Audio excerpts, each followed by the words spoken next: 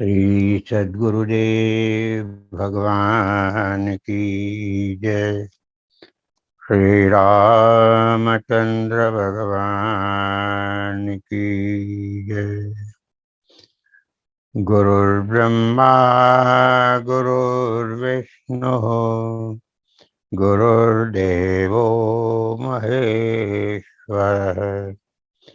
गुरुः साक्षात् परब्रह्म तस्मै श्री गुरवे नमः।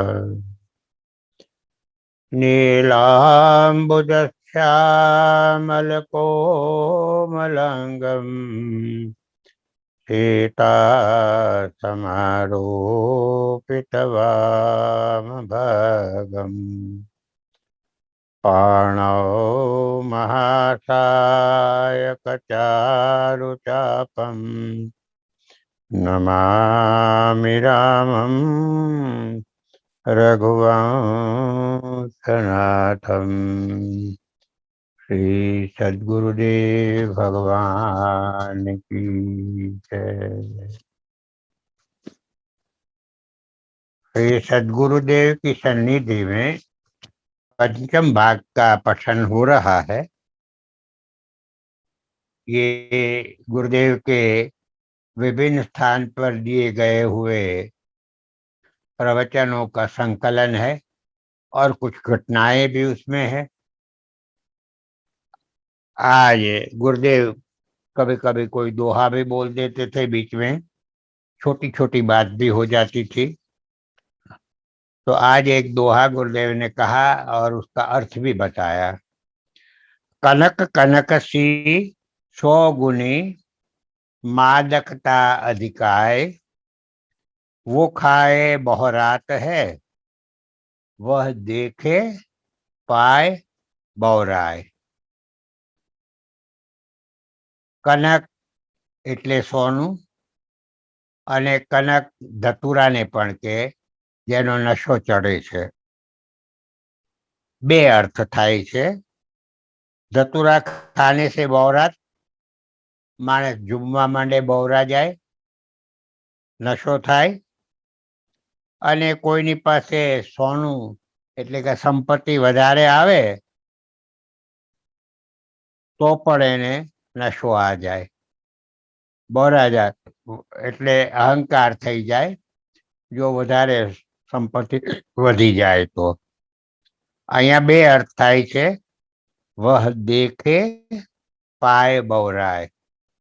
સોનું એવી વસ્તુ છે કે એને જુએ અને પછી મેળવે, પામે તો માણસને એનો નશો ચડે છે। चित्रकूट 1/4/66 गुरुदेव ने कहा, भक्तों की भावना का भगवान में कंपन होता है, उसी प्रकार भगवान में भीतर कंपन होता है। उसका नाम है अवतार। मनुष्य कंपन की 4 कोटि है, 8 तक चली जाती है। कंपन में जो परिणाम होता है उससे आत्मशुद्धि में विकास होता है। वह महात्मा कोटि में आता है। कंपन कहो या कला कहो,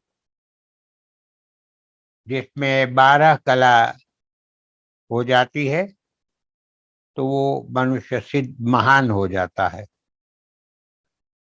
भक्ति किसे कहते हैं? गुरुदेव भगवान बता रहे हैं कि जिसके भगवान के प्रति सद्भावना, विश्वास पैदा हो, वह चाहेगा सर्वे भवन्तु सुखिनः सर्वे सन्तु निरामयः। धर्म स्थापना चाहते हैं क्योंकि धर्म में सुख है, अधर्म में दुख नहीं है। अधर्म में दुख है, धर्म में सुख है। इन्हीं भावना को लेकर चिल्लाते हैं। भगवान को बुलाने की परिधि है, कोटि है। आपसे नहीं कहे तो किसको कहे। गुरुदेव के पास रहे हुए शिष्यगण जो गुरुदेव को बताते थे उस विषय में गुरुदेव बता रहे हैं, आपको नहीं कहे तो किसको कहे, हम तो शरणागत हो गए हैं। गुरुदेव बताया, अच्छा हो तो जिम्मेदारी आप पर है। हम कहते हैं लुटिया उठा के घर के बाहर जाओ, माने सब छोड़ दो। ये तो केवल बात है, गुरुदेव भगवान बता रहे हैं। शरणागति सिर्फ मुंह जबानी है। हम जितने अहम के शरण हैं उतने किसी के शरण नहीं है। एक महाशय ने कहा कि मेरी ईश्वर से श्रद्धा कम होने लगी है क्योंकि तकलीफ और परेशानी है। श्री गुरुदेव ने कहा, विश्वास नहीं, ईश्वर सब में है, किंतु ईश्वर के कितने हैं। अपनी मात्रा देखो, इसलिए हम ईश्वर को दोष नहीं देते हैं। ईश्वर ने क्या कोई ठेका लिया है? जो द्रौपदी है, द्रौपदी के स्तर के समान भक्त है, उसका ठेका लेते हैं। प्रभु स्मरण खूब करो के विषय में गुरुदेव ने बताया कि प्रातः स्मरण में क्या करना है। जो अति प्रिय हैं उसका स्मरण करो। तुम्हें संतान अति प्रिय है तो उसी का स्मरण करोगे। संतान बड़ी होने पर तुमको बुरा कहने लगेगी, तब कहोगे भगवान ने यह क्या किया, अब कृपा करो। तब तुम ईश्वर का स्मरण करने लगोगे। यदि सीधा ईश्वर का स्मरण करने लगे तो बहुत ही अच्छा है नहीं कुछ और बनते हैं जहां तहां योगीराज। आजकल गधे का पद मिनिस्टरों ने ले लिया है और इतने योगी बने हैं। हमने सोचा यह विकास का समय है, योगियों ने भी विकास किया है। हम अपनी स्थिति बताते हैं। हमने सोचा नौकरी करेंगे तब 200 रुपया पाएंगे। बीए हमने किया, फिर विचार किया फेलोशिप में एमए किया तो 300-400 मिलेंगे। संत बन गए, बंबई गए, जिज्ञासु बहुत मिल गए हैं। पुरुषार्थ किया, बनाया आश्रम, तुम्हारे सामने है चित्रकूट में। प्रवृत्ति नहीं होती है तब महात्मा बन गए। आप तो अपनी भूमिका पर है, उनका कोई ठिकाना नहीं। एक साधु थे, जनता कहती है महाराज आपका यह खर्च कैसे चलता है। महात्मा कहते कुछ सोना चांदी बना लेते, फिर क्या है। बहुत से दुखी लोग साधु के पीछे लग जाते हैं। सब सोचते हैं कि सोना बनाने की तरकीब जान लेवे। प्रभु का खूब खूब स्मरण करो, इसके अलावा कोई साधन नहीं है। जब आप में लौ लग जावे, जिसका नाम जप रहा हूं वह मेरे सामने ही खड़ा है, ऐसा भाव रखना। आज का नियम कल पर मत छोड़ो। लोग कहते हैं कि अब गुरु जी के पास आ गए, अब नियम करने की जरूर नहीं। तो गुरुदेव कहते मैं उन लोगों से पूछता हूँ कि भोजन क्यों करना चाहिए जब गुरु जी के पास आ गए तो। मन के लिए आवश्यक भोजन तो भजन है। विश्वासघात, चोरी, अनिति आदि करने में शर्म नहीं आती है, भजन करने में शर्म आती है। मुसलमान बिरादर जहां भी होता है वहां पर कपड़ा डालकर नमाज पढ़ने लगता है। उसी प्रकार तुमको भी करना चाहिए। भजन करने में शर्म आती है क्यों? ईश्वर स्मरण करना चाहिए। भजन किसी भी समय कर सकते हैं।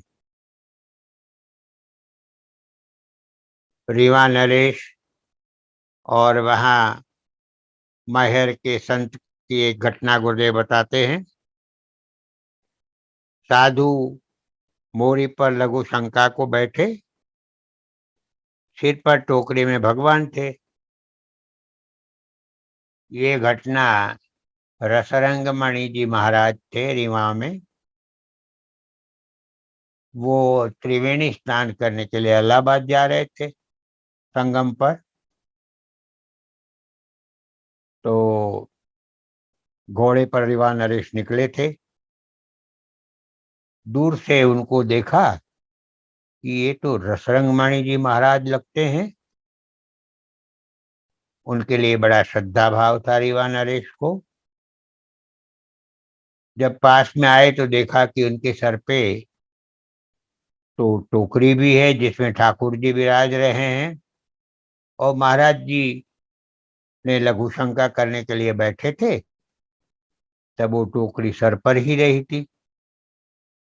तो राजा को थोड़ा विचार तो आया। बड़े भक्त पुरुष थे रीवा नरेश। तो उन्होंने पूछा कि महाराज, लघु शंका करते वक्त भी भगवान को सर पर रखे, कहीं एक तरफ रख लेते। तो महाराज जी ने जवाब दिया कि तुम घोड़े पर बैठे हो, और घोड़ा जब पेशाब या लीद करता तो क्या उतर जाते हो? हम भी हमारे ठाकुर जी के घोड़े हैं। ये सत्य घटना है। दूसरा जवाब यह है कि किसी को क्या पता पड़े कि इसी समय मेरी मृत्यु हो जाए, तो इसलिए किसी भी समय भी भगवान का नाम जप करना चाहिए। ये गुरुदेव भगवान का कहना है। उपासना में भाव मुख्य है, भक्ति में, और ज्ञान में अभाव ही मुख्य है। सोचो और खूब विचारो। 2466 चित्रकूट में गुरुदेव भगवान ने कहा, चाहे कुछ भी कहो, साधु से मतलब आचरण मात्र से है। जाना के अर्थ है फिर आना नहीं। जाना है तो आना नहीं। खूब सत्कर्म करो, फिर जाने का काम नहीं है। गाली शब्द का निर्देश, ये गुरुदेव भगवान छोटी छोटी बातें जो प्रवचन में होती थी, लोगों के मन में जो भाव आते थे, विचार आते थे, अंतर्यामी प्रभु प्रवचन में, चालू प्रवचन में भी बीच में कुछ कुछ बोल देते थे। गाली शब्द का निर्देश गोस्वामी जी ने किया है।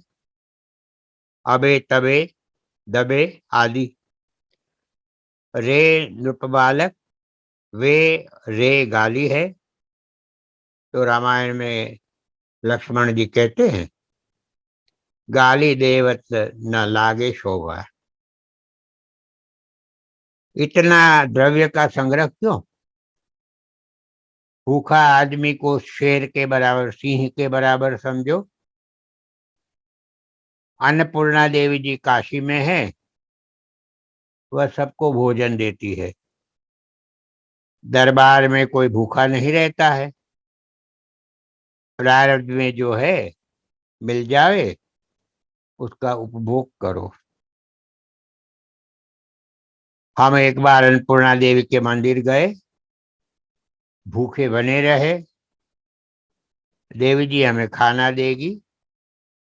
हम भूखे 2 दिन पड़े रहे। तीसरे दिन स्वप्न में आकर हमसे कहा कि तुम खाते क्यों नहीं हो? तुम्हें तो खाने का प्रबंध कर रखा है। जो तुम्हारी जटा में गिनी रखी है, उसका तो पहले उपयोग करो। तब मेरे समझ में बात आई। प्राप्त साधनों का, प्राप्त वस्तुओं का उपयोग न करके संग्रह और लोभ की वृत्ति उदय होती है, तब फिर अनीति, भ्रष्टाचार, अन्याय, अधर्म का आचरण होना स्वभाव में आ जाता है। पुरुषार्थ करो, लोभ बढ़ता जाए या ठीक नहीं। द्रव्य का इतना संग्रह क्यों? सबको अच्छा लगता है द्रव्य। द्रव्य में इतनी मधुरता, मीठापन है क्या? वह तो हमारे जीवन को चलाने का एकमात्र साधन है। ये विचार करके काम में लावे, संग्रह करके गाड़ गाड़ के रख जावे, ये बहुत पाप की बात है। समाज व जनता के लिए उपयोग में लावे, तब लक्ष्मीपति प्रसन्न होते हैं, और लक्ष्मीपति की प्रसन्नता को लेकर तो लक्ष्मी जी प्रसन्न प्रसन्न रहती है। कहने का तात्पर्य था कि शुभ कार्य में लगाते रहो तो लक्ष्मी की कभी कोई कमी पड़ेगी नहीं। हर हाल में प्रसन्न और निर्द्वंद रहो। प्रसन्नता, मुदिता, ये भगवान श्री राम का एक प्रमुख गुण है। मन में ग्लानि नहीं आनी चाहिए। जरा यह भी तो निश्चय करो कि जब वो दिन नहीं रहे तो ये कहाँ से रहेंगे। ये बीच बीच में जो कुछ लोगों के लिए कहा गया है, उनकी मनस्थिति देखकर उस विषय के ये इधर उधर से बिखरे हुए प्रसंग इसमें लिए हैं। साहस पूर्वक पुरुषार्थ करो और उसमें जो मिले उसका उपयोग करो। यदि बचे तो धर्म करो। परमार्थ के हेतु मुझे देना ही चाहिए ऐसा बंधन नहीं, और अनिवार्य भी नहीं। किसी के मन में विचार आया होगा कि बापू का संबोधन करते हैं, बापू का मतलब श्रेष्ठ है, कोई विशेष अर्थ नहीं है। एक आदमी बोलता था, कोयले की दलाली करते हैं, धर्मादा की दलाली में, कोयले की दलाली में कुछ न कुछ तो मिलता है। शिवाजी महाराज की ये घटना सत्य है। उसको अलग अलग शब्दों में लोगों ने बताया है। शिवाजी कल्पना में किला बना रहे थे और सोचते थे कि कितने आदमी किला बना रहे हैं। जो आदमी किला बना रहे हैं उन सब का मैं पोषण कर रहा हूँ। यह सब कल्पना में ही बनाते थे, और कल्पना में ही मजदूरों का पोषण करने का विचार बनता था। उनको अभिमान हो गया कि मैं कितनों का पोषण कर रहा हूँ। घूमने में सहज भाव से एक पत्थर तोड़ा तो पत्थर में से एक मेंढकी निकली और उसमें पानी भरा था। तब शिवाजी को ज्ञान हुआ, यह किसने किया? यह भगवान ने दिया। भगवान पत्थर के अंदर भी मेंढकी को भी जल भोजन देते हैं। विश्वास करो, कहता हूं कि रोटी की कोई प्रार्थना करते हैं, धीरे धीरे सब कुछ होता है। धैर्य धरे। यह कहते हैं कि महाराज कब तक धैर्य धरे? महाराज तुम कहते हो, पर सब उम्र निकल गई। मेरी एक छोटी सी घटना बताऊं, इसी विषय की थी। 1961 में ब्रुकबॉन्ड चाय कंपनी में नौकरी लगी, ट्रैवलिंग सेल्समैन की। घर के बाहर कभी निकले नहीं थे। उम्र भी छोटी थी, घबराहट बहुत होती थी। और अपॉइंटमेंट के बाद सीधा ऑर्डर हुआ, धमतरी जाओ। अब धमतरी क्या है, कहाँ है, कुछ मालूम था नहीं। ऑफिस में से बताया गया, कुछ पैसे दिए इम्प्रेस्ड मनी के, और कहा कि ना यहाँ नागपुर से रायपुर की गाड़ी पकड़ो और वहां से बस पकड़ के धमतरी जाओ। बड़ी घबराहट होती थी और विचार कर रहा था कैसे निभेगा ये बात। 150 रुपया तनख्वाह थी। धमतरी में धर्मशाला में रहता था, रोज का 4 आना किराया। उस जमाने की बात है, 1961 की। बड़ा चिंतित रहता था। गुरुदेव का पत्र आया, पोस्ट कार्ड। उनको बता दिया था मेरे मित्र मनर भाई ने कि धीरू धमतरी है और बड़ा वह घबरा रहा है। तो उसमें दोहा गुरुदेव ने अपने हस्ताक्षर में लिखा था,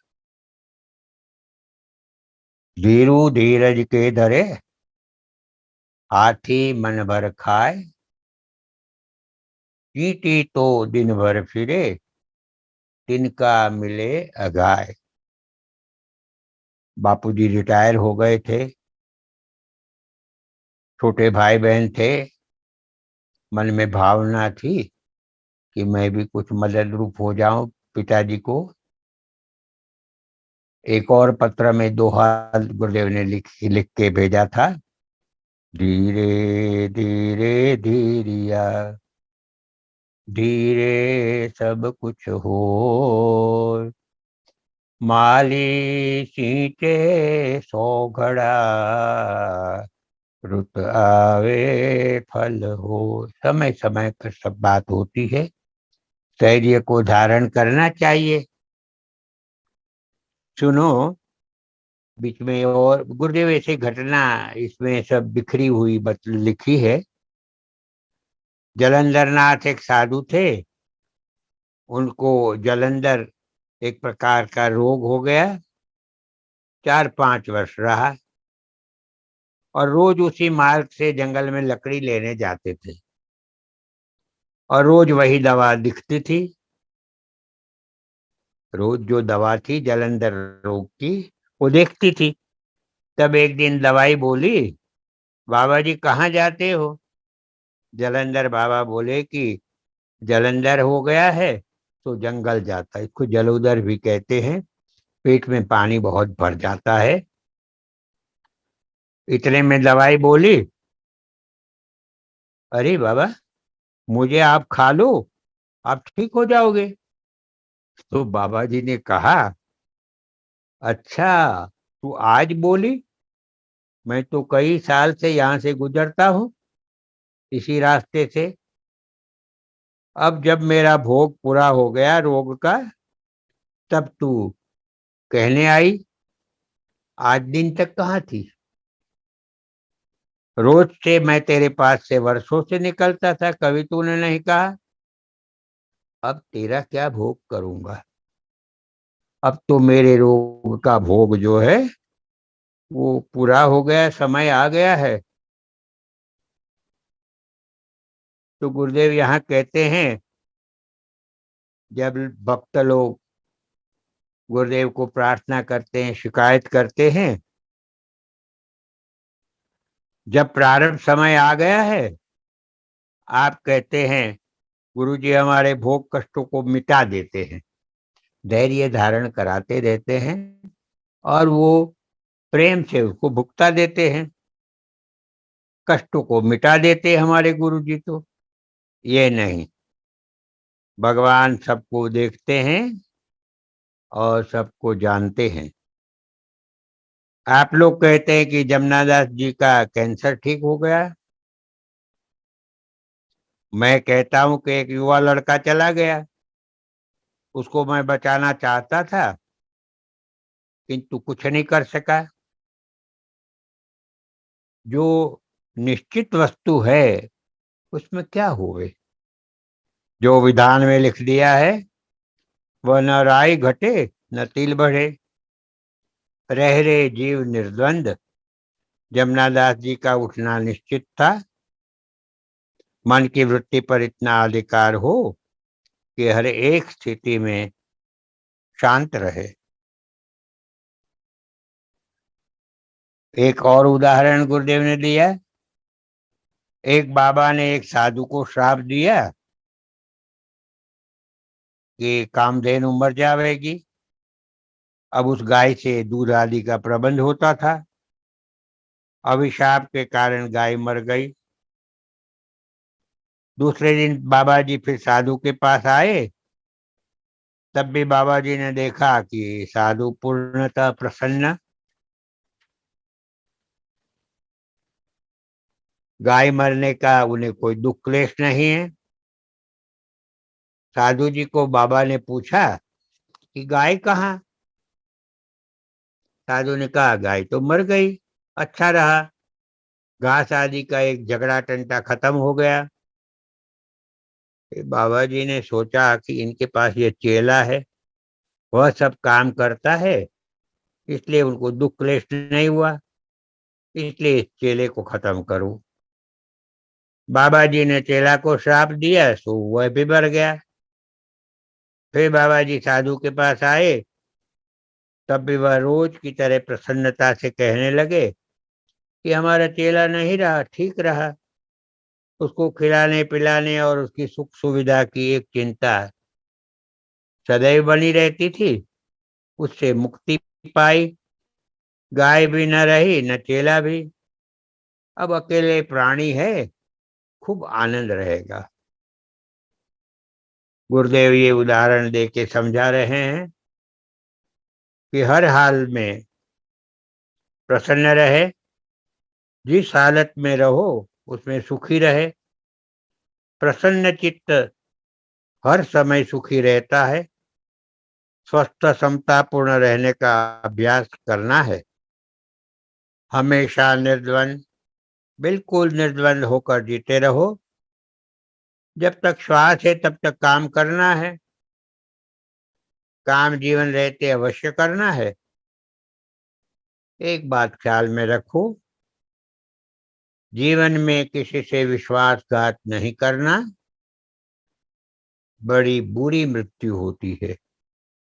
मैंने पहले भी पढ़ा है कि सभी पापों में सबसे बड़ा पाप विश्वासघात है। लेकिन यहाँ गुरुदेव भगवान ने अपने श्रीमुख से और समझाया है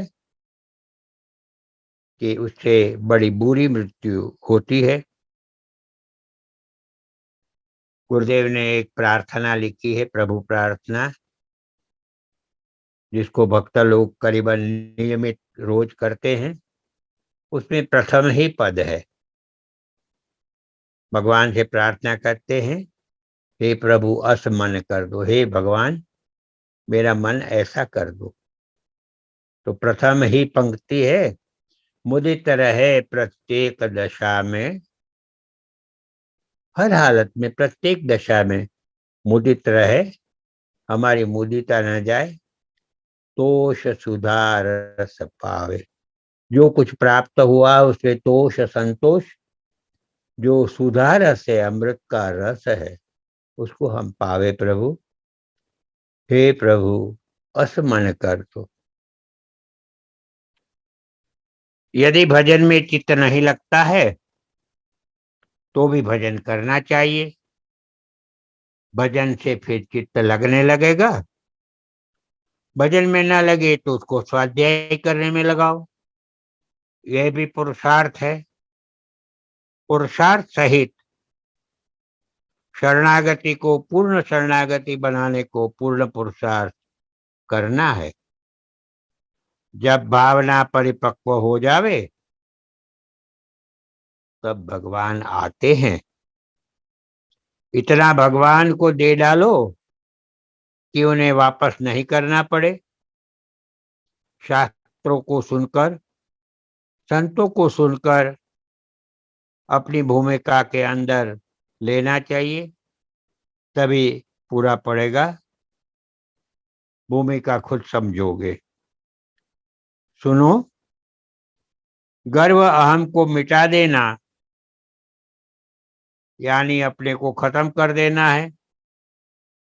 जब गर्व अहम नहीं रहा तब अपना कुछ नहीं रहा, यानी अपने को खत्म कर देवे वे ही बराबर है। और शरणागति में भी अपने को मिटा देना है। बिना त्याग के कुछ समझ में नहीं आता है। सबको राम का ही अवलंब है, राम राम कहना। हरि स्मरण और दान कली में सर्व प्रदान साधन है। क्या नहीं प्राप्त होता? हरि स्मरण और दान, इससे सब कुछ सर्व प्रदान साधन है कलयुग में। भजन से जैसे जैसे प्रगति होती जाती है वैसे वैसे ही श्रेणी बनती है। उतावल करना ठीक नहीं। विचार से, समय और समझ से काम सरता है और सफल होता है। चित्रकूट में 4466 को श्रोताओं की सभा में गुरुदेव भगवान ने कहा कि अकबर के दरबार के सदस्यों ने सोचा कि किसी प्रकार बीरबल संन्यास लेवे तो अपनी खूब बने। दरबार में अपनी पूछ होने लगे। तो इस प्रकार बीरबल और अकबर की बातें गुरुदेव बताते थे। तो गुरुदेव ने जीवन में ये कहा है कि मैंने अकबर को देखा है, काला था, चेचक के दाग थे और ठेंगना था। गुलाब का बहुत शौकीन था। और बीरबल के बारे में कहा कि वह ब्राह्मण था और उनका नाम महेश था। इसलिए सदस्यों ने ब्राह्मण व सदस्यों के द्वारा बीरबल के पास यह प्रस्ताव भेजा कि अब उम्र का तकाजा है कि आप संन्यास ग्रहण कर लेवे। अब बीरबल तो बीरबल ही था। बीरबल ने बहुत टालने का प्रयत्न किया। जब उन्होंने पीछा नहीं छोड़ा तब बीरबल ने कहा कि अच्छा चलो तुम भी लो। बीरबल को जो आग्रह करते थे वह भी संन्यास लेने गए। बीरबल तथा अन्य साथी संन्यास लेने को आचार्य के पास गए। तब बीरबल ने जो उसके साथ गए थे उनको कहा कि प्रथम आप लोग संन्यास ले लो। उसके साथ युवावस्था के थे। तो आचार्य ने पूछा कि क्यों संन्यास लेते हो? तब उसके साथी ने कहा कि संसार निसार है और संसार से वैराग्य हो गया है, अतः संन्यास लेना चाहते हैं। आचार्य ने कौन हो, घर कहाँ है, कैसा काम है, क्या उम्र है, उनके उन सब प्रश्नों के उन्होंने अनुकूल उत्तर दिए। तो इस प्रकार जो बीरबल के साथ गए थे उन सब ने वैराग्य के अनुकूल उत्तर दे दिया। अंतिम में बीरबल की बारी हुई। आचार्य ने उससे पूछा कि तुम संन्यास क्यों लेना चाहते हो? उसने कहा कि ये सब लोग कह रहे हैं संन्यास लेने को, इसलिए आया हूं। मैं तो लेना नहीं चाहता हूं। इस पर आचार्य ने बीरबल को संन्यास देने से इनकार कर दिया। नतीजा यह हुआ कि बीरबल बच गए और जो आग्रह कर रहे थे उनको संन्यास दिला दिया। फिर बीरबल दरबार में आ गए। यहाँ निष्कर्ष गुरुदेव कहते हैं ये है कि इस प्रकार जो दूसरों के लिए कुआं खोदता है वह खुद उसमें गिर जाता है। जब कर्मों से मुक्ति मिले तब संन्यास है। केवल संन्यास लेने से कोई लाभ नहीं है। आजकल की दशा में हमारी इतनी नीची वृत्ति हो गई है कि चाहे अच्छा काम कोई करे, आज के राष्ट्र में उस पर चोटें पड़ती है। पहले जो अच्छा किया है उसके अब टिकट डाक खाने में निकालते हैं, उस पर ठोक मोहर लगती है।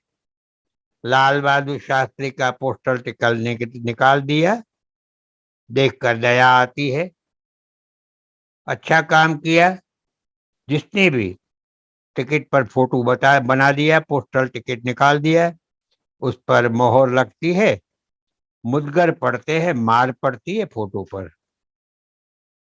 गुरुदेव इसी तरह से हास्य विनोद भी करते थे। भगवत कृपा से साधु संगत पाते हैं।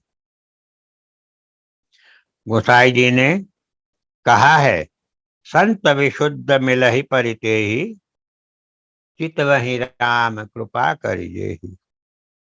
संत समागम मिल जावे तब राम कृपा जानो, निर्लोभ अभयकारी संत मिले तब जानो कि भगवत कृपा राम कृपा हुई है। हमें एक किस्सा याद आया। एक आदमी ने कहा, गांव चलो, चलने को गाड़ी है। गुरुदेव कह रहे हैं कि विचार करे तो गाड़ी तो नहीं है, वह तो चक्का है। गाड़ी के एक अंग का नाम है। तुम इसी प्रकार सोचो, चक्का गाड़ी से पृथक है किंतु पूर्ण गाड़ी का अंग है, वही ईश्वर है। इसका चिंतन करो। गुरुदेव ने इस प्रकार से ये छोटा सा उदाहरण लेके कहा कि ये पूर्ण रूप से जो ईश्वर है उसके तो हम एक अंग मात्र है। दर्पण मन मुकुर सुधार, दर्पण से अपना ही मुख अपने को दिखता है, बताता है। दर्पण में कान पकड़ने के पहले अपने कान पकड़ो, इंद्रियों को ठीक करो, फिर मन आप ही आप ठीक हो जाएगा। उड़ीसा के राहत केंद्र चल रहा था दुष्काल के समय, तो केशुभाई आदि का तीसरा केंद्र खोलने का विचार है।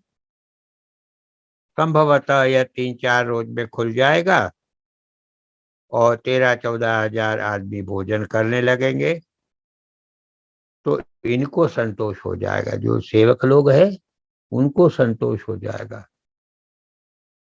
उड़ीसा कैंप में मैं गया था, 1 महीना वहां काम करने का मौका मिला। तो अलग अलग सेंटरों में मिलके करीबन 40,000 आदिवासियों को रोज भोजन दिया जाता था। गुरुदेव ने फिर एक घटना बताई। छोटी छोटी घटना में से वे कुछ न कुछ अच्छी बातें गुरुदेव बता देते थे। गुरुदेव कह रहे, मैं दिल्ली जा रहा था और कुमुद साथ में थी। भारत पाकिस्तान का युद्ध चल रहा था।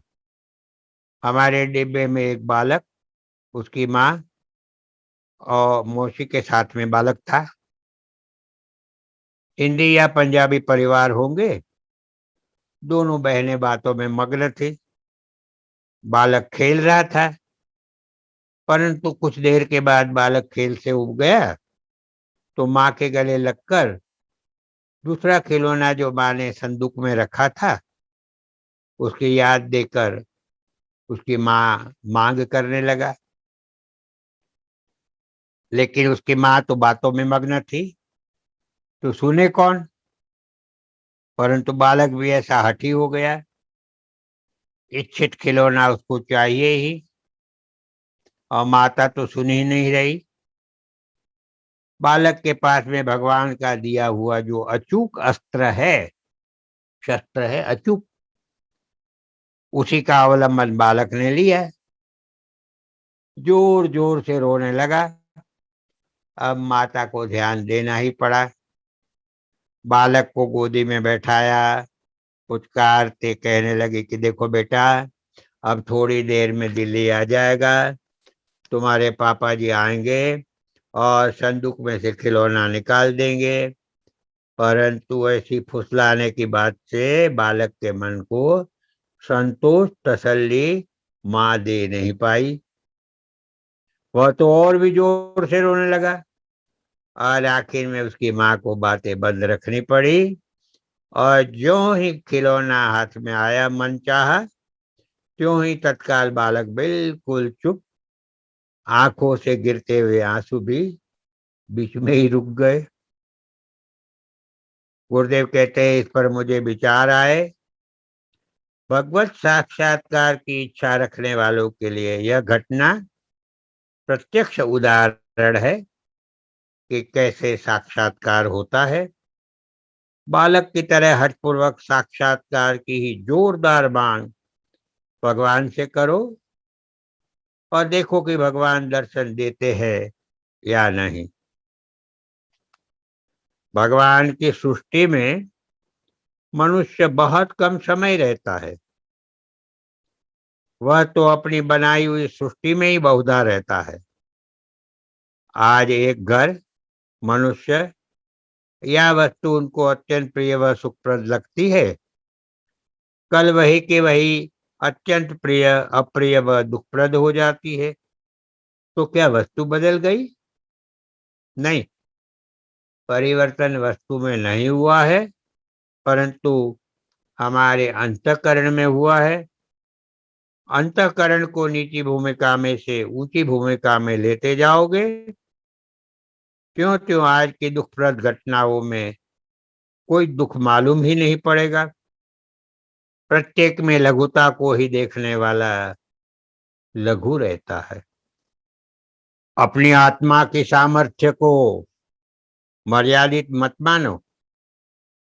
आत्मिक बल का विकास तभी कर सकोगे जब पक्का निश्चय करोगे कि मैं निर्बल नहीं हूं, मैं अनंत सामर्थ्य का स्वामी हूं। नदी प्रवाह अनंत है, परंतु उसमें से लोटा भरने वाले को लोटा जितना और गागर भरने वाले को गागर जितना जल मिलता है। ऐसे ही आत्मिक सामर्थ्य के अथाह अनंत समुद्र में से जितना लेना चाहोगे, उतना तुमको निश्चित मिलेगा। हिरण्यकश्यप, रावण, मेघनाद आदि असुरों को भी उनके इच्छित असंभव सामर्थ्य प्राप्त हुए हैं। तो फिर शंका ही क्यों? जीवन को जितना उत्कृष्ट बनाना चाहोगे, उतना उत्कृष्ट बनाने को तुम सर्वदा शक्तिमान हो। जगत को सुखमय, प्रभुमय या दुख का अथाह समुद्र के रूप में जैसा देखना चाहोगे, वैसा देखने को तुम समर्थ हो। यही स्वतंत्रता जीव की है। सर्व प्रकार के भौतिक साधनों में रहा हुआ मनुष्य भी भगवान के बारे में चिंतन करता है, कल्पना करता है। ईश्वर के अस्तित्व की यह ठोस सबूत है। मनुष्य के हृदय में जो भगवद अंश है, उसी के द्वारा भगवान के बारे में मनुष्य को विचार होता है। 14/7/66 को मद्रास वाले किशोर भाई को पत्र दिया, तुम्हारे 700 रुपये का मनी ऑर्डर मिल गया है। यहाँ पर तीसरा केंद्र खुल रहा है, सबको आशीष कहना। दमयंती बहन के पास और एक पत्र 19/7/66 को लिखवाया, तुम्हारा सबका पत्र मिला। तुम्हारी सेवा की भावना है वो भगवान अवश्य पूरी करेंगे। देखो, एक बात का ख्याल रखना कि तुम्हारे पिताजी जो कहते हैं वह देश कालानुसार ठीक ही है। नीति ऐसी है कि यद्यपि शुद्धम लोक विरुद्धम न करणीयम न आचरणीयम। अब तुम्हारी सेवा भावना को पूरी करने के लिए मैं जो मार्गदर्शन देता हूँ संभवतः वो हितकर होगा। तुम होम्योपैथिक औषधियों का संग्रह रखो और होम्योपैथ डॉक्टर को अपना दोस्त बनाओ। यह दवाइयाँ गुणकारी होती है और होम्योपैथिक ग्रंथ बराबर देखो। कभी ये दवाइयाँ अपरमार यानी साइड इफेक्ट करती नहीं और इससे राज्य कानून का भय नहीं रहेगा। और यह औषधि यदि विचार पूर्वक दी जाए तो बहुत जल्दी लाभ करती है और गरीबों की बड़ी सेवा होगी। ये होम्योपैथिक दवाओं के विषय में इतना छोटी सी बात मद्रास वाले किशोर भाई को गुरुदेव ने लिखी और इसका कई सालों के बाद बड़ा शुभ उपयोग हुआ। इंदौर के धर्मेंद्र चौहान मैट्रिक पास कर ली।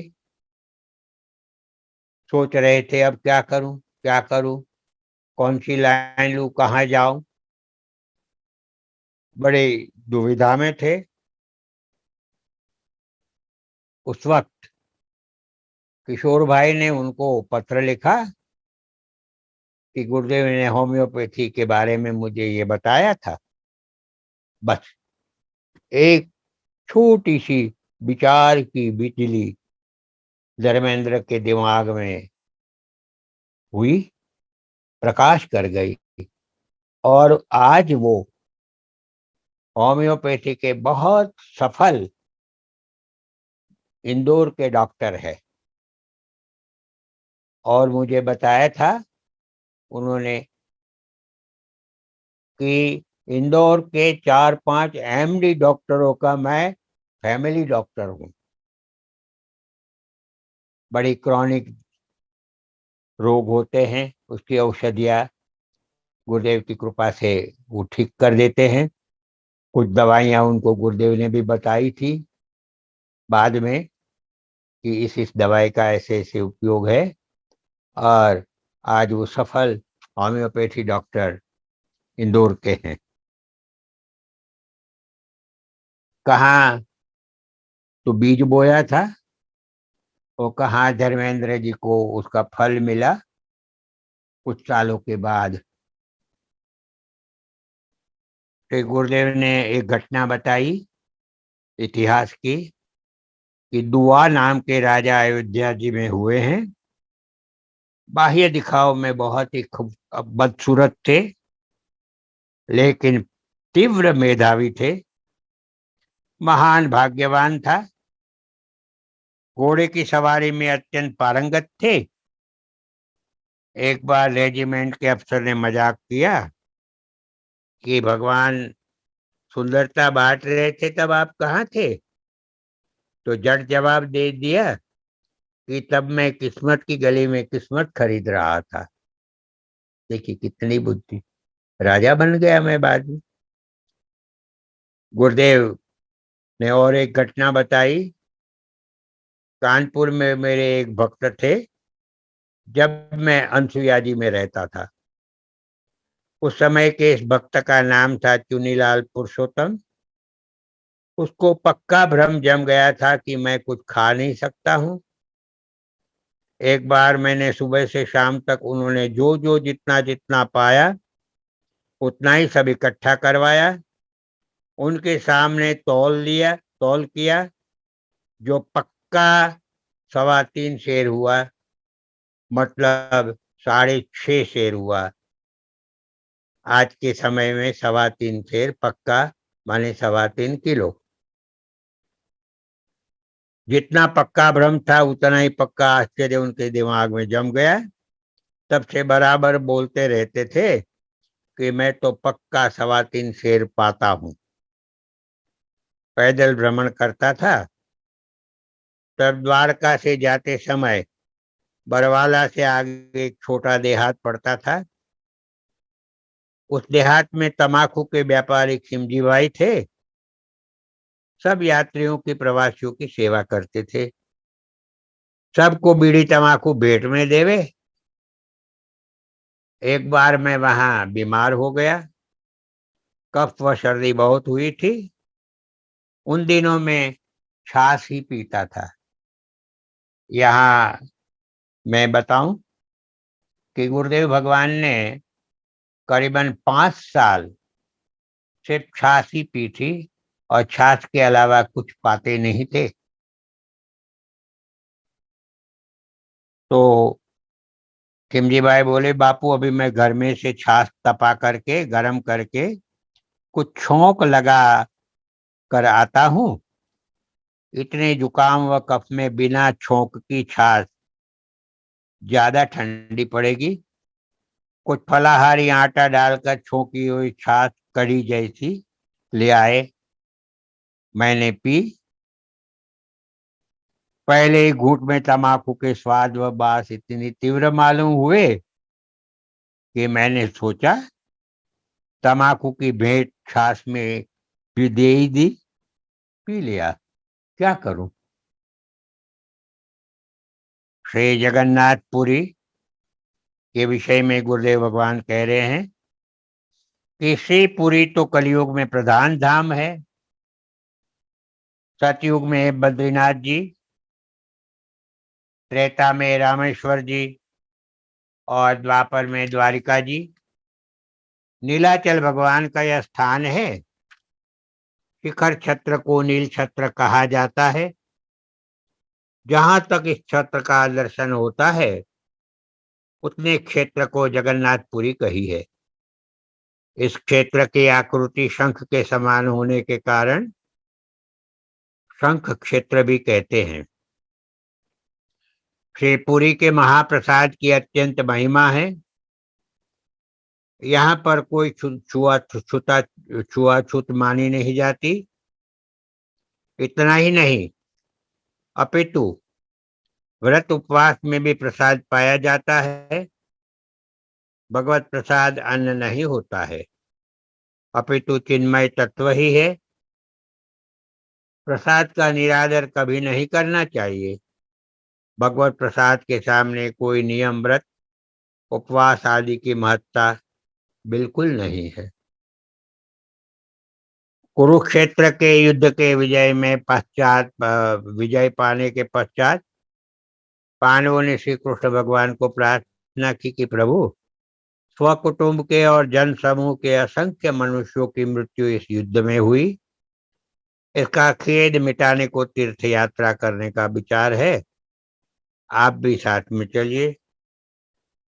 श्री कृष्ण ने कहा कि मैं तो साथ में नहीं आ सकूंगा, लेकिन मेरी इस तुमड़ी को मेरी ओर से आप साथ में ले जाइए और स्नान दर्शन आदि करते समय इसे भी साथ साथ में स्नान दर्शन आदि कराना।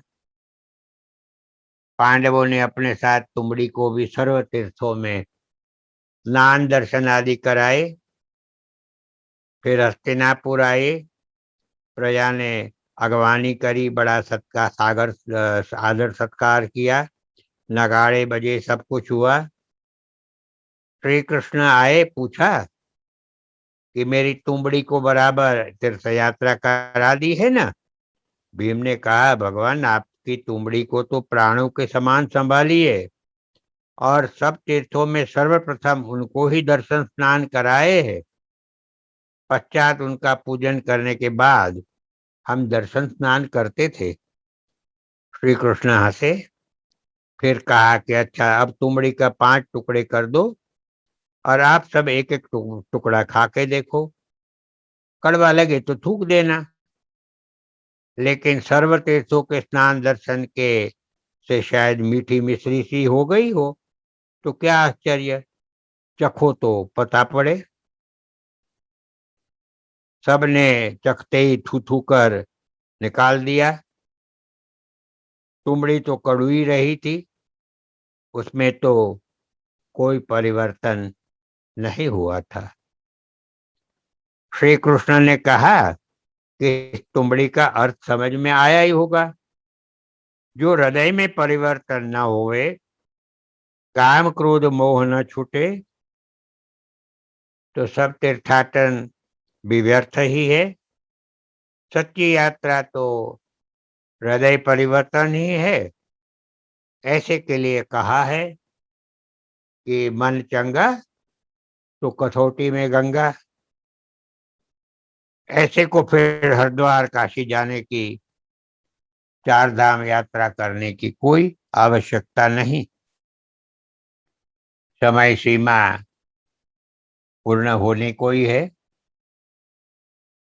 और आगे का विषय भी बड़ा विस्तृत रूप से गुरुदेव भगवान ने समझाया है कि अवतार सभी एक से ही शक्तिशाली है। अब आज के सत्र में इसको लेने का समय नहीं है, तो कल के सत्र में हम यहाँ से लेंगे। तब तक के लिए आप सबसे क्षमा प्रार्थना। और नित्य के हम जैसे नित्य प्रति हम भगवत प्रार्थना करते हैं विश्व कल्याण की, क्योंकि कोरोना की महामारी बहुत फैली हुई है। तो हम सच्चे भाव से दीन दयालु प्रभु को प्रार्थना करें, सब साथ में मिलके शुद्ध भावना से। सर्वे भवन्तु सुखिनः, सर्वे सन्तु निरामया, सर्वे भद्राणि पश्यन्तु, मा कश्चित् दुःखमाप्नुयात्। ओम शांति शांति शांति। श्री सद्गुरुदेव भगवान की जय। श्री रामचंद्र भगवान की जय। सभी भक्तों को जय जय सीताराम।